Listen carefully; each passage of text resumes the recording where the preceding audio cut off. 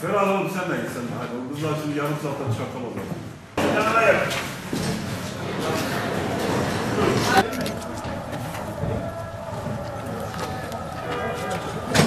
Hikaye okumam ya. Arada bir cümle de olsa müdürü. Oğlum arkasından sen nasıl bileceksin?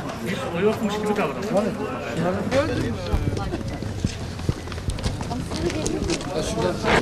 Doğanşehir'e götürüyorsun. Tabii bu çatı... Malatya'mızda bu salgından sonra biz meslek liselerimizi güçlendirmek için çeşitli kaynaklarımızı aktardık.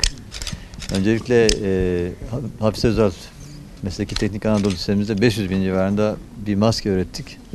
Şu anda da 80 ton civarında yüzey temizleyici, çamaşır suyu, dezenfektan olmak üzere 80 ton civarında bir üretim yaptık. Tüm ilçelerimize dağıtacağız. Ben bu zorlu süreçte biz hem kamu kuruluşlarının yanında olduk, çeşitli bölgedeki bölge okullarımızın, kamu kurumlarının yanında olduk. Şu anda da Malatya'mızın Haziran ayına kadar tüm temizlik ve dezenfektan ihtiyaçlarını karşılamak için hazır bulunmaktayız. Şu sloganla bitirmek istiyorum. Okullarımız sokaklardan daha güvenli. Her an okullarımızı açmaya hazırız Malatya olarak. Ben bütün basın mensuplarına teşekkür ediyorum. Meslek okullarımızın maske üretimi bizim için çok önemliydi. Ve maskenin ilk etapta piyasada vatandaşlarımıza ulaşımı esnasında meslek okullarımız çok hızlı bir şekilde maske üretmeye başladı. Ve şimdi o alanı genişlettiler. Maske ile birlikte pandemi döneminde vatandaşlarımızın sürekli kullanmak zorunda olduğu hijyen dediğimiz, temizlik dediğimiz ve bunun için dezenfektan maddeye ihtiyacımız var. Dezenfektan üretimini bizim okulumuz, kızlarımız yaptı. Ben kızlarımla, bütün öğrencilerimle, müdürümle, öğretmenlerimle, milli eğitim camiamızda gurur duyuyorum. Tebrik ediyorum. Covid-19 sürecindeki öğrencilerimizin yapmış olduğu bu üretim çok kıymetli.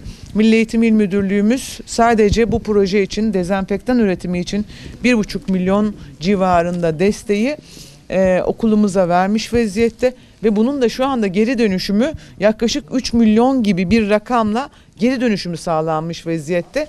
Yani benim bu güzel öğrencilerim, bu güzel evlatlarım burada ürettikleri temizlik malzemelerine karşılık 3 milyon gibi bir rakamı okul bünyesine, milli eğitim bünyesine kazandırmış vaziyetteler.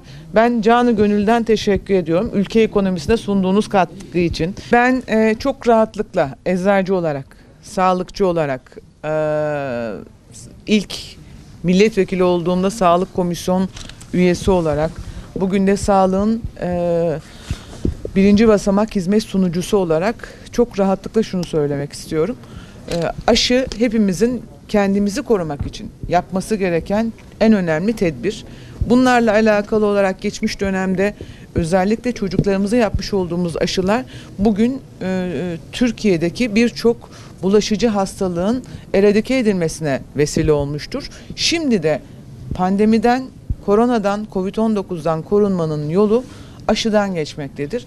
Bu vesileyle ben bir sağlıkçı olarak, eczacı olarak, milletvekili olmanın ötesinde Türkiye Cumhuriyeti vatandaşı olarak aşı geldiği andan itibaren fırsat, imkan olursa şayet sağlıkçı olarak memnuniyetle aşımı yaptıracağımız sizlere kameralar aracılığıyla vatandaşlarımıza iletmek isterim.